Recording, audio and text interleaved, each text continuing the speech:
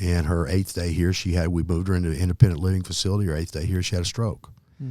We didn't know if we were going to have to go from there straight into what they called skilled nursing.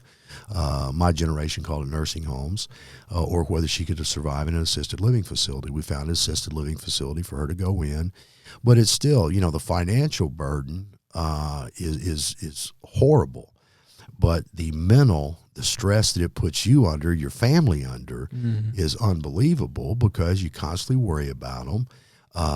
Things do happen. Right before, I guess it was right after Thanksgiving, she broke her arm. How does she break her arm? She's in a wheelchair. I guess she was trying to hold the door open when she went out her room, the door shut and cracked her arm. So, there's so many little things like that go on, and you're the one that's got she's 88 now. You've got an 88-year-old child. And, it's really, really difficult to have to deal with it.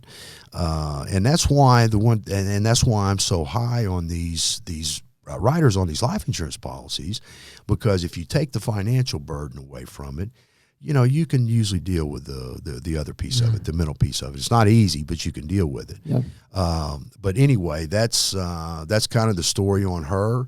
I've lived it personally. Unfortunately, she doesn't have a retirement. She was a housewife. She raised kids. She did not work.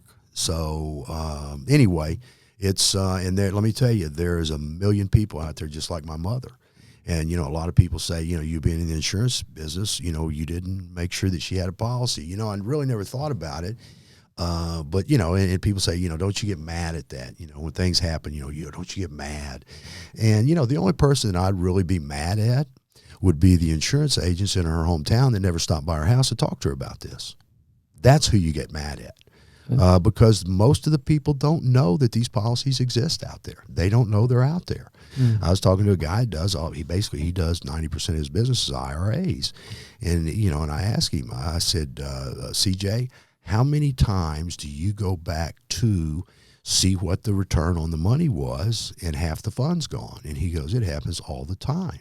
I said, what are they doing with their money? They're taking care of a parent or a brother or a sister that's had to go in a facility that didn't have the money, and they've had to break into their own retirement accounts to do that.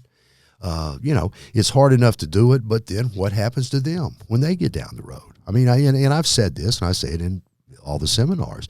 We've got a crisis on our hands. We've got a crisis in this country on this aging population. Who's going to care for them? Who's going to pay for caring for them and all? Yeah. And I'm not talking about their medical issues. I'm just talking about their day-to-day care. Right. I mean, that's the sad piece. And everybody, okay, we've got Medicaid to do that. Well, Medicaid, qualifying for the Medicaid, you got to do the spin downs and all that. The Medicaid facilities in the state of Texas, some of them aren't real nice facilities. The majority of them that I've seen anyway. I'm not saying that as a blanket statement, and it's hard to do, but you want to be sure that your loved one's taken care of.